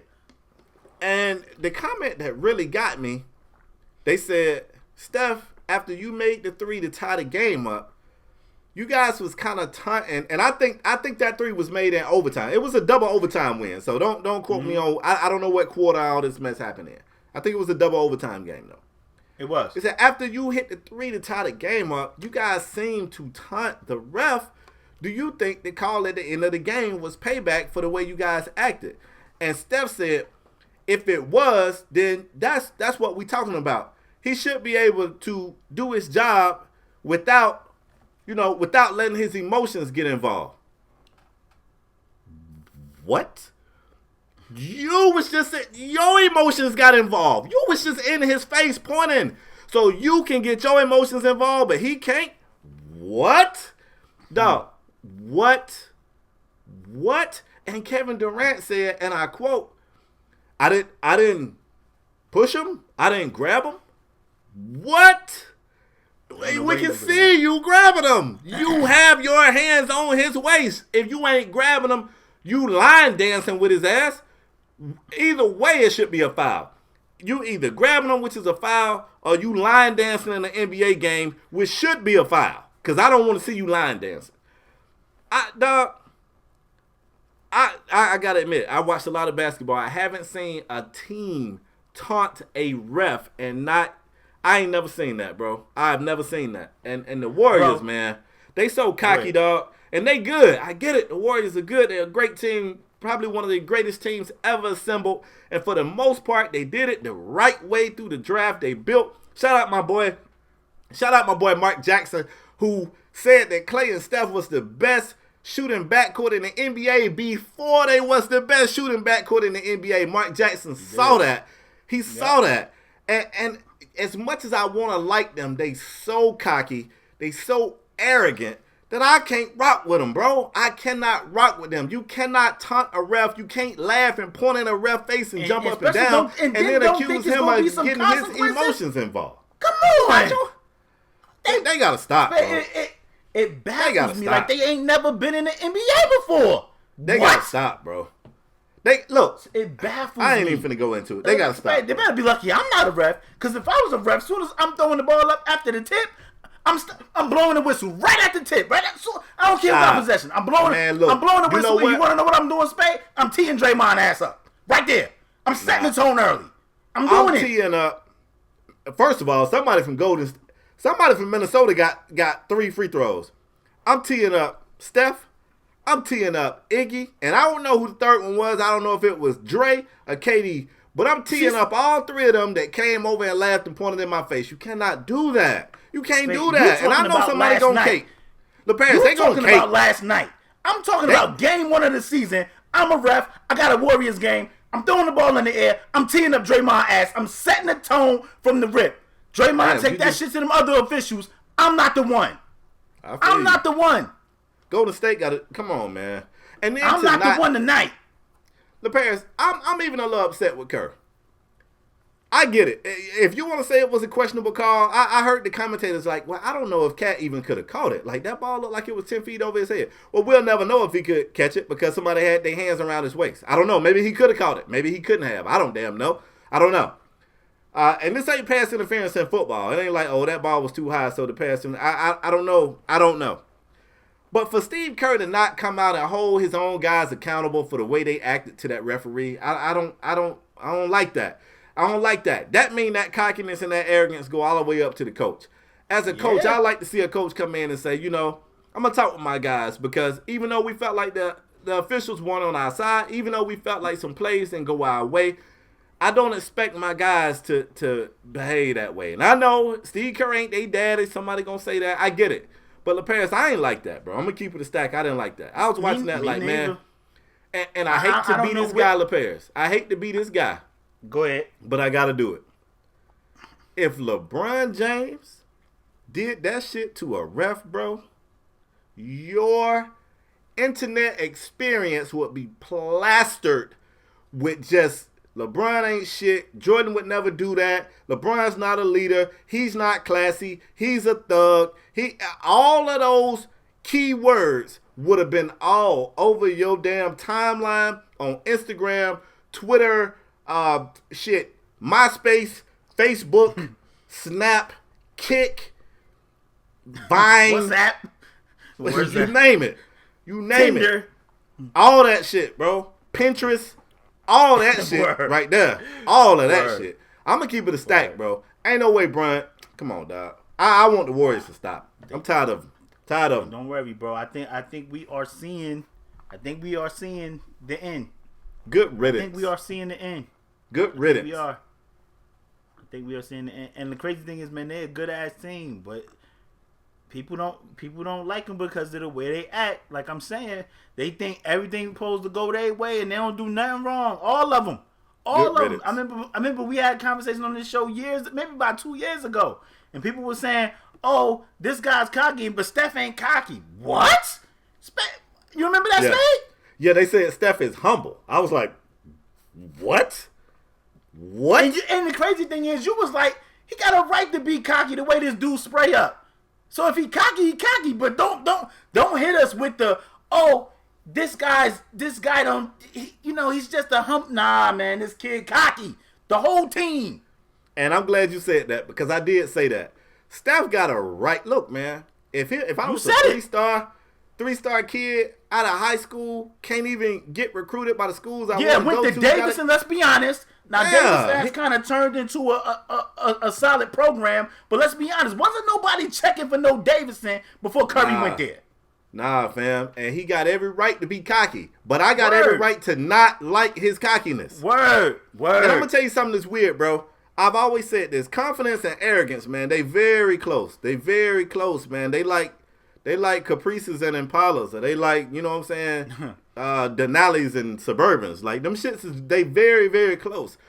Word. And what tilts the scale is your own view. I got to throw one of my homies under the bus. I should call him and put him on blast in the podcast. But my homie Mark, who has been on the show before, tells me that he doesn't like Cam Newton. And we go back and forth. He said Cam gets a first down. They feel the need to celebrate that shit. Like, man, first downs happen so much. Like, I don't want to see you celebrate. Get your ass up, go back to the huddle. And I'm like, damn, that's tough. I feel like the kid just having fun. Let him have fun. Flip side, I'm talking to him like, damn, man, Steph Curry make a three. He got to shimmy his shoulders down the court. He like, no, I like that. Making a three, let him shimmy. And I'm like, what's the difference in him shimmying a three and Cam celebrating the first down? Like, oh, man, first downs happen so much. What? And threes don't? These dudes be launching threes. Steph make 23s before the damn game start. What are you talking about? What are you talking about? It's more threes made in the game nowadays than first downs by the quarterback. I'd rather see Cam do this on his doggone first down than for Steph to be all like this every time he make a three. Now, I want to see Steph get his ass down. Get back and play defense. Go guard somebody. Get down the court. I'm sick of it. And I know I used to like when, I can't think of buddy's name for the Celtics. Antoine Walker. I used to like when Antoine did the shimmy. Not so much when Steph do it. Sorry. Yeah. Hey, we might be seeing the end, bro. I don't know. Good riddance. In the comment section down below. Let us know. Spade, you ready to move on? Yeah, man. Good riddance. Oh, yeah. Guess what? Some people retired. People been retired. But their retirements took a little bit of news. Check this out. In the NBA, man, the Miami Heat decided to raise Chris Bosh's jersey to the Raptors, which was a good thing because Chris Bosh has got to the point where he's like, you know what? I'm through. I'm through trying to pursue this return. Like, I'm just going to enjoy life with my family. And, ultimately, like I said, nobody want to see Chris Bosh hurt or worse. So I'm cool with that. And the Spurs at the same time raised the banner for Manu Ginobli. Now, LaParis, both of those dudes have had pretty storied careers. I hate to keep putting you on the hot seat because we think everybody going. But do either of these guys end up in the Hall of Fame, in your opinion?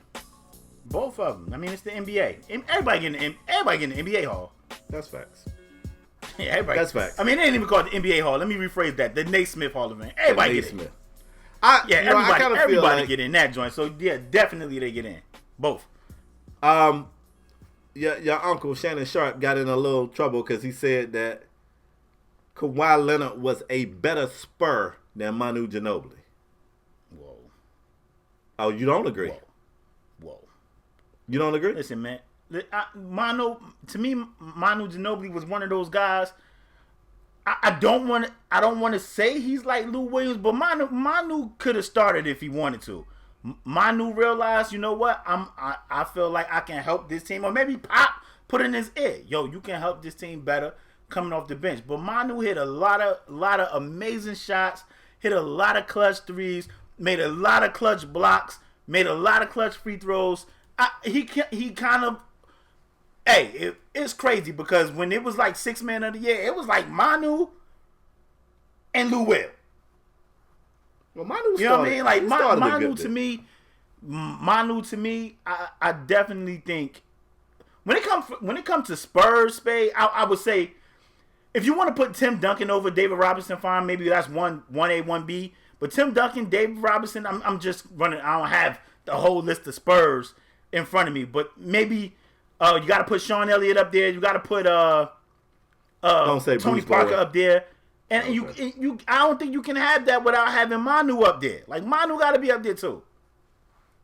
Okay. So I would have him up there as top Spurs. How can I forget the Iceman? She's George Gervin. How can I forget him? George Gervin as well. Okay. But I mean, I will put him up there as like all-time Spurs. I mean, Kawhi, what? How many years Kawhi? 5 years with the Spurs? I could be wrong. I don't know. Let me Maybe peep. 5 I gotta years? close out this tab with my Apollo's gear. I really want to cop some Apollo's gear. That's Maybe 5 years. I don't think you can just say, "Oh, he was a better Spur." I mean, you figure he. I got Manu greater than Kawhi as a Spur. Let me see, not as a all-around player, but as a Spur. I do. Yeah. So 4 or 5 years. I mean, if you want to count last year as a year, what he played 6 games. Yeah. Now he played 9 last year. So without that, it's 6 seasons. Okay. And okay. Yeah. Definitely more I feel productive. like Manu could have went. You know. I feel like Manu could have been a starter if he wanted to, but for what the Spurs needed, he gave it to whatever the Spurs needed. He gave it to him. Tony Parker went down, Manu ran the point. Whatever they needed, Manu gave them, and I respect that. And I definitely feel like he's a Hall of Famer as well as Chris Bosh. Even though Chris Bosh's career was cut short, I still feel like Chris Bosh was people forget like a 20-12 guy in Toronto. Like he was hooping. And went down there and changed his game to fit with LeBron and as well as Wade. And, you know, he was kind of like the third wheel, changed his game, but still made clutch baskets, still hooped. And the crazy thing is, man, Chris Bosh is a good sport, man. He took a lot of things on the chin when people was talking about him and was blaming him for a lot of the shit that was going on. I mean, aside from Mario Chalmers, ain't nobody take more slack than Mario Chalmers. But aside from him, then I would probably put Chris Bosh in that line of fire. Yeah, right behind Chalmers. Yeah, right Bosh's numbers are pretty damn impressive, bro. They Say it are again? pretty damn impressive. Who numbers? Bosh. Oh, yeah, man.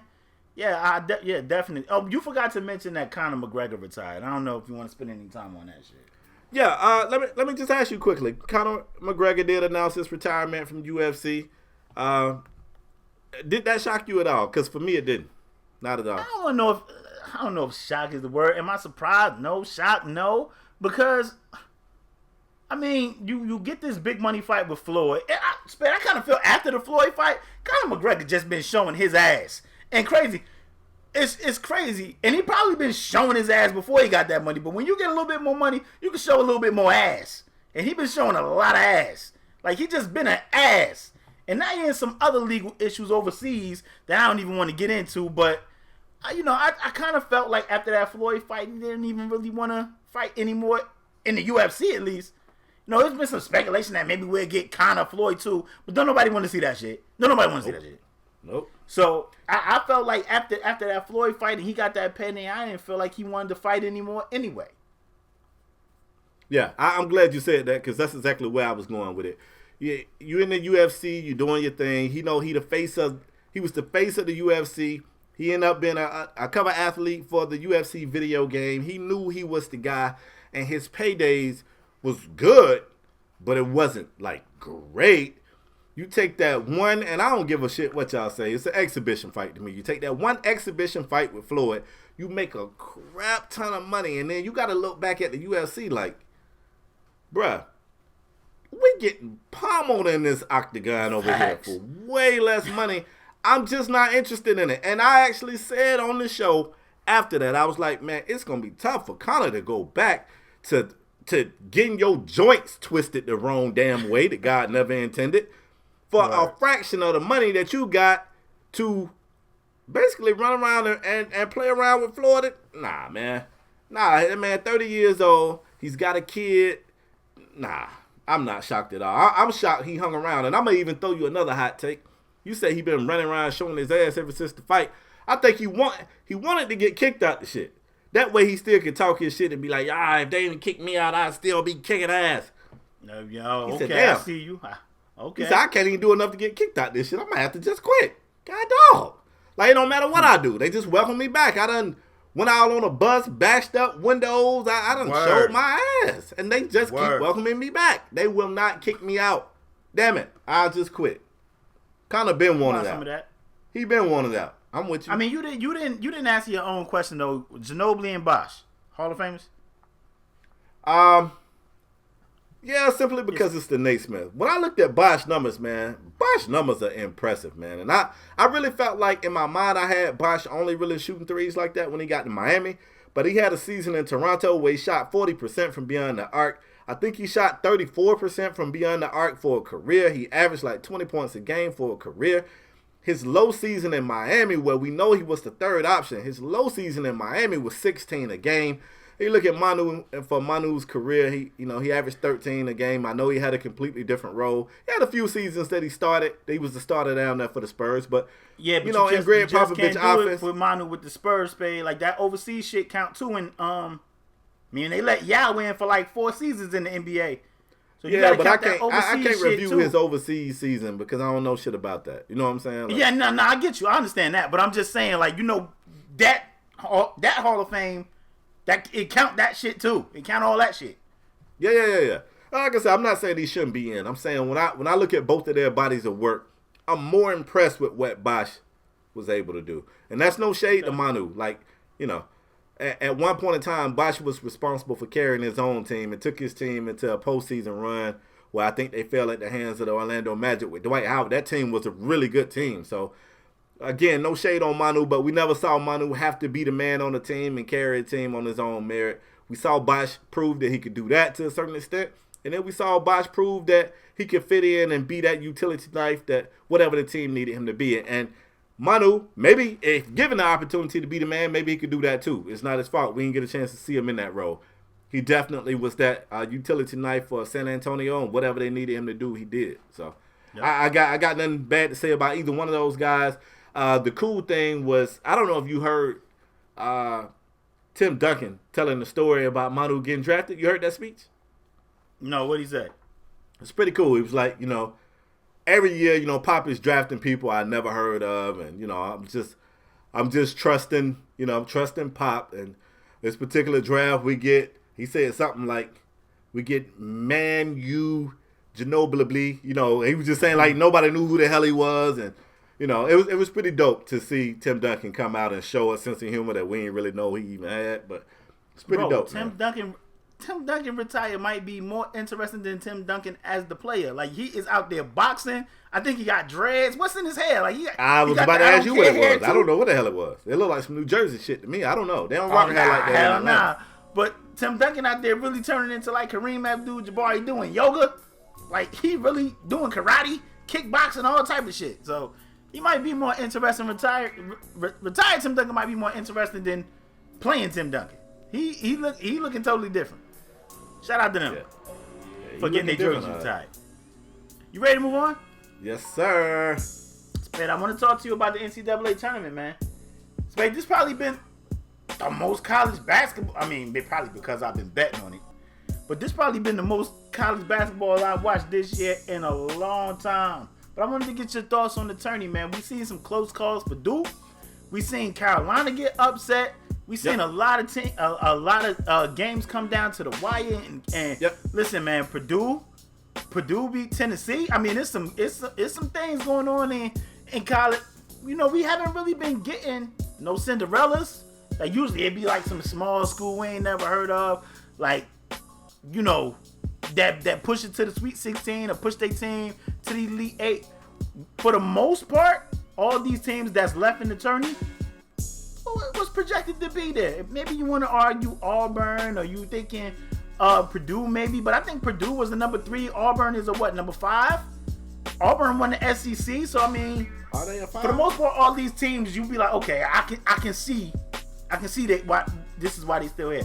But I gotta ask you. Yeah. Has anything surprised you? I got a hot take for him. I feel like the tourney. I feel like the tourney kind of trying to keep Duke in it. I feel like the games is close. Duke keep losing by like a missed tipping. Like, come on. I feel like it's some shit in the water, Spade. Yeah. But this is why people don't watch all year, man. We don't watch until March because this is what we like, man. Upsets, games that come down to the wire. Like, come this time of year, nobody really wants to see a blowout. Nobody wants to see UNC get beat by damn near 20 when they got them winning the whole thing. Sorry, that's my fault. That's my fault. Auburn I had UNC going pretty far. Auburn is a tough team, though, bro. Yeah, I mean, they are. And Bruce Pearl, he got this thing, man. He get a team right. Shout out to the homie Nate. He told me he had Auburn winning this game. I said, man, Auburn about to get mollywopped, man. They about to get a mud hole stumped in their chest. And I was slightly off. You know what I'm saying? Off just a little bit. But yeah, I can't front. It's been entertaining. This has definitely been. And I actually watched more college hoops this year than I have in a very long time. And it's been entertaining, man. It's been very entertaining.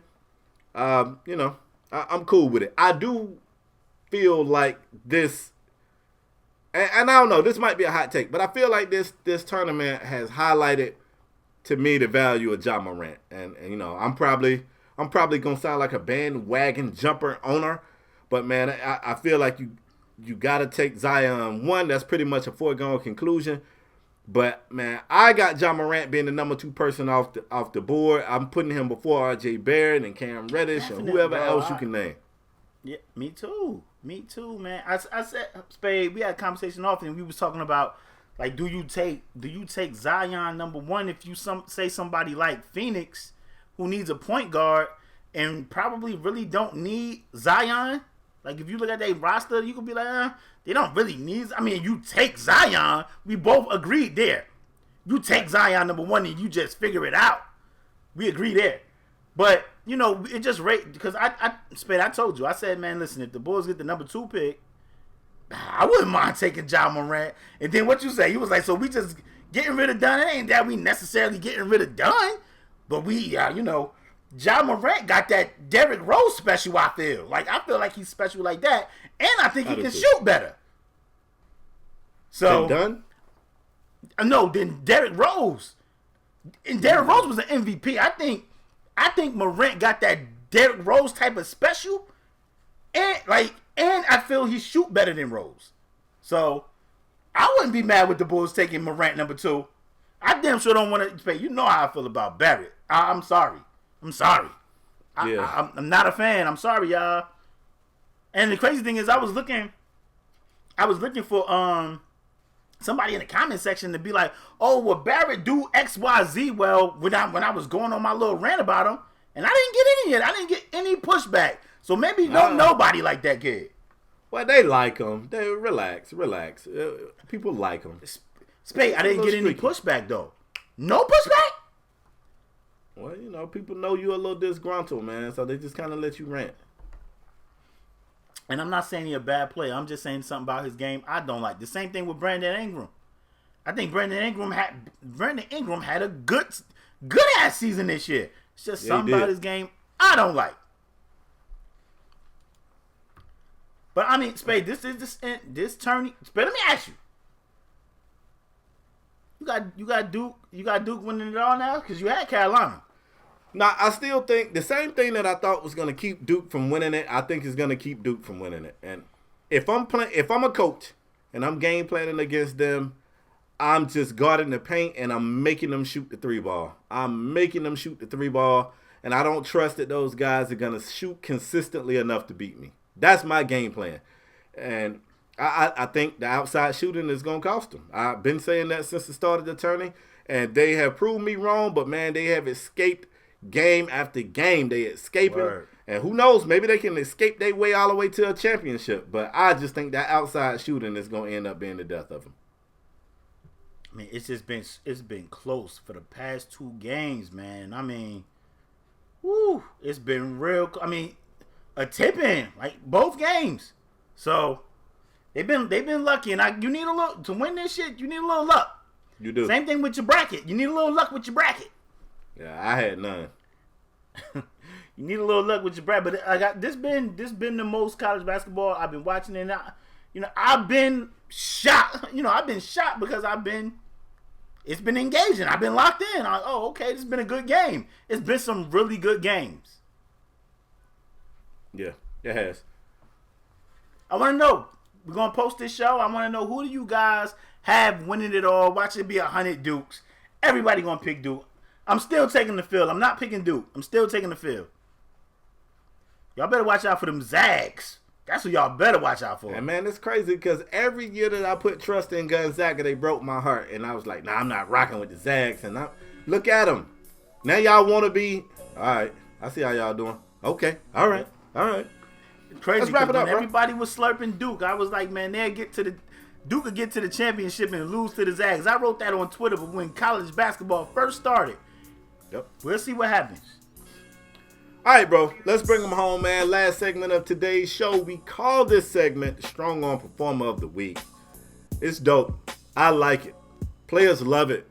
It is a very prestigious award in podcast land that we give away twice a week if we do a show every week, which we normally do. And we give this award away to a male or female athlete who raised his or her level of play to ensure that their team got the victory. The Paris, bro, you was doing good, then kind of bad, good. You up and down. You know what I'm saying? You like R.J. Barrett shooting with this segment. Oh, my God. And who is your Strong Arm Performer of the Week and why, sir? Who? I got a good one for us. Uh-oh. Let me tell y'all something about me, man. Y'all already know Spade picking James Harden, so don't even worry about his, man. Listen. It's crazy because y'all know I jack names smooth up. I jack names up. And I'm going to jack this kid name up. But this kid was hooping. Listen, we're going to take it on down to college basketball, man. And this guy went 8 of 11 from the field for 20 points, 11 rebounds, and a big win, 97-80 over UNC. And we're taking it to Auburn, and his name is Chuma Okeke. I think that's his name. Chuma Okeke. That kid went bananas for 20, 11. He shot like 3 of 4, 3 of 5 from the damn 3. He went 8 of 11 from the field. The kid played phenomenal and helped lead his Auburn Tigers over the Tar Heels in the 97-80 win to advance them boys to the Elite 8. And for the Elite 8? Yeah, I think the Elite 8. Yep. And for that performance, Chuma Okeke, you are my Strong Arm Performer of the Week. Hope I ain't messed that kid name up. Kid, your award is on the way, man. Hey, listen. While you was talking, I went to do some searching because I'm not going to lie to you. I was going to change mine on the fly, and I was probably going to give it to James Harden, but I'm going to keep it consistent. I'm going to do exactly what I was going to do. I didn't choose a player.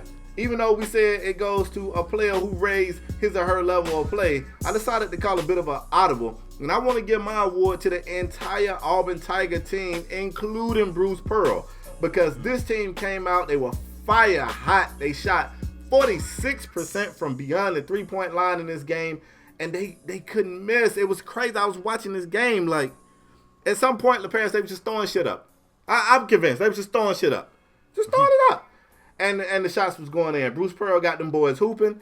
Shout out to the homie Nate, who is a big Auburn Tiger fan, who told me to tell the listeners in podcast land, the next time y'all start talking that shit about Alabama, He want to let y'all know that they are no longer a football school. Tell Alabama to holler at them on the hardwood. They are now a basketball school. And Auburn, as much as it pains me to compliment you guys in the presence of the homie Nate, I get Auburn Tigers Strong Arm Performer of the Week for demolishing UNC, the number 1 seed, by damn near 20.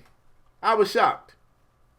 I was shocked. I got an honorable mention. I call it an honorable mention. I really can't give it to her because I think they lost. But shout out to number 2 from South Carolina, whoever you are, baby. Little Ponytail. Number 2. Yeah, number 2. Yeah, number 2. Like she should have been a Strong Arm Performer of the Week, but I think they got smacked by 20 by Bella. I don't know if they won, but get God, number 2. Hi, number 2.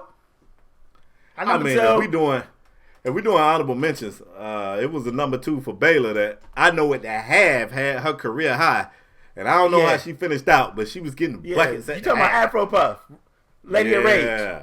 Yeah.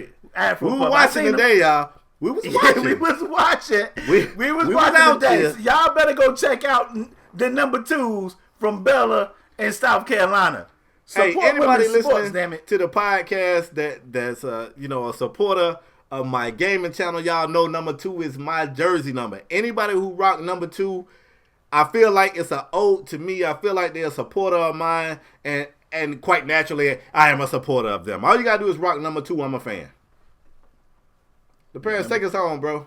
Hold up. From South Carolina, James Harden could have easily won Strong Arm Performer of the Week as he continues to embarrass defenders in the NBA. They trying to double team. They trying to do whatever they can do. If you got anything else to add, but you adding this crap anyway, so I'm not asking you that this week. Yeah, I got something else to add, bro. Relax. The Denver Nuggets came to town and the Paris dude, Jokic, he got out of there. He ain't had number 16 points. That's all he had. But let me tell you what James had. 38 big points. Bro. 6 boards, 6 dimes, big time win. The Nuggets ain't even hit 90 points, bro. They ain't even get 90 points. You done or you finished? Listen, man, y'all gonna put some respect on James Harden's name. You keep, you are one of them people.